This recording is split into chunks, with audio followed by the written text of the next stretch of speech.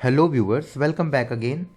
तो मैंने आपको पिछली वीडियो में ये बताया था कि किस तरीके से मैं इमेज इंसर्ट कर रहा था एम एस वर्ड के अंदर। तो मैं अब आपको उसी पिछले वीडियो से कनेक्ट होते हुए मैं आपको अब नेक्स्ट इस वीडियो में ये बताऊंगा कि हम किस तरीके से अपने एम एस वर्ड डॉक्यूमेंट के अंदर क्लिप आर्ट इंसर्ट कर सकते हैं, डिफरेंट डिफरेंट शेप्स इंसर्ट कर सकते हैं, स्मार्ट आर्ट ऐड कर सकते हैं। लाइक हमें कोई क्लासिफिकेशन बनाना है या फिर हमें कुछ भी स्ट्रक्चर फॉर्म में बनाना है अपने प्रॉपर डायग्राम को और ज़्यादा अट्रैक्टिव बनाने के लिए, तो हम वहाँ पर स्मार्ट आर्ट जैसा ऑप्शन यूज़ करते हैं, जैसा कि आप ये देख पा रहे हैं इंसर्ट मेन्यू के अंदर। और एक सबसे बड़ा और बहुत ही इम्पॉर्टेंट जो कॉन्सेप्ट है वो यहाँ पर है ग्राफ का। तो ये भी मैं आपको बताऊंगा कि किस तरीके से हम अपने वर्ड डॉक्यूमेंट के अंदर हम चार्ट या किसी भी तरह का ग्राफ हम कैसे अप्लाई करते हैं, कैसे इंसर्ट करते हैं। तो बहुत ही शॉर्ट वे में आपको मैं ये चारों कॉन्सेप्ट समझाने वाला हूँ: clip art, shapes, smart art and chart. तो सबसे पहले हम बात करते हैं क्लिप आर्ट की। जब हम क्लिप आर्ट पे क्लिक करते हैं तो यहाँ पर अभी मैंने बाय डिफ़ॉल्ट कुछ क्लिप आर्ट्स हैं, क्लिप्स हैं, छोटे छोटे इमेजेस हैं। तो एम एस वर्ड के अंदर मोस्टली टाइम ये बाय डिफ़ॉल्ट होता है, बट अगर आप चाहते हैं नए नए क्लिप आर्ट तो आप इंटरनेट से डाउनलोड करके आप यहाँ पर रिकॉल करा सकते हैं। तो जैसे कि मैं यहाँ पर एक छोटा सा सिंबल इंसर्ट कराऊंगा, तो ये इस तरीके से छोटे छोटे क्लिप आर्ट्स हैं जो मैं आसानी से अपने वर्ड डॉक्यूमेंट के अंदर इंसर्ट करा सकता हूँ। और ये मेरे एम एस वर्ड के अंदर जो हमारा इमेज वाला ऑप्शन होता है वो इमेज वाले ऑप्शन से हटके है।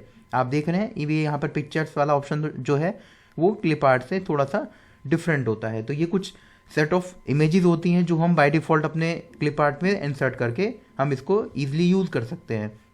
ये है हमारा पहला ऑप्शन।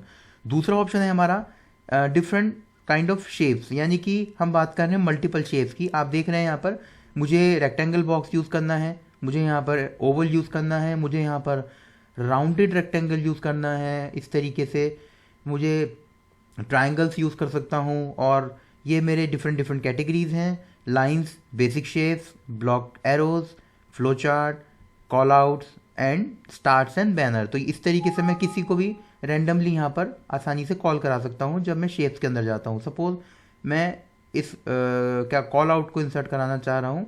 जैसे हम देखते हैं अपनी मैगजीन में या कार्टून्स में जो एक स्पीच होती है, पर्टिकुलर हमारी जो स्पीच होती है उसकी इमेज की, उसकी भी वो आसानी से हम क्या कर सकते हैं, कॉल आउट में हम इस चीज़ को शो कर सकते हैं।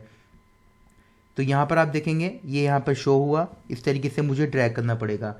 और अभी जो मैंने कॉल आउट इंसर्ट करा था वो भी मुझे ड्रैग करना होगा, वो आसानी से इस तरीके से वो इंसर्ट नहीं होगा जैसे हमारी इमेज और क्लिप आर्ट इंसर्ट हो रही थी।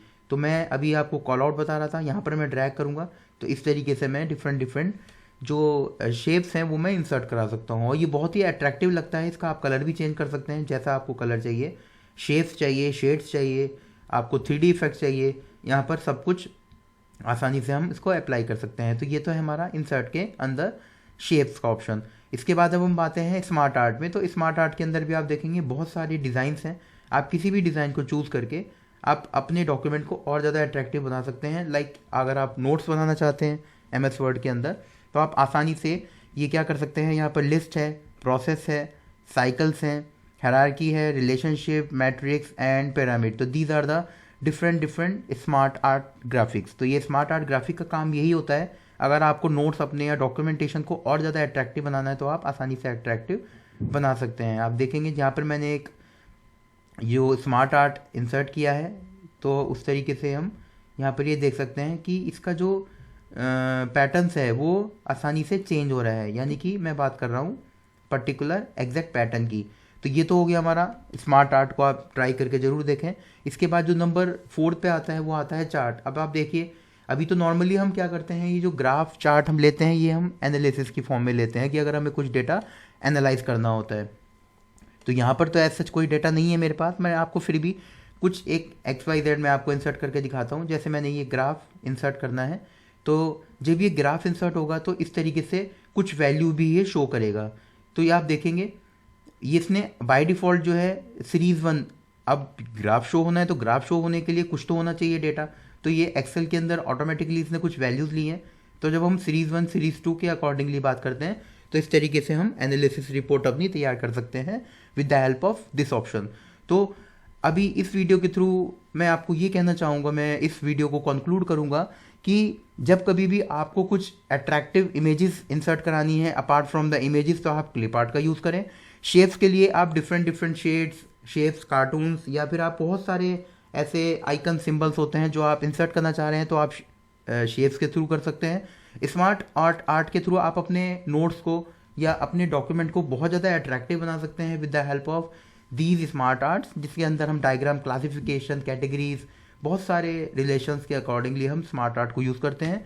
और चार्ट के थ्रू हम क्या करते हैं, हमें अपनी रिपोर्ट का एक ग्राफ बनाना है, एनालिसिस बनाना है, तो हम क्या करेंगे, इस तरीके से हम बहुत सारे ग्राफ्स, चार्ट्स को हम इंसर्ट करके अपना डॉक्यूमेंटेशन को हम एनालाइजिंग रिपोर्ट के तौर पर यूज़ कर सकते हैं।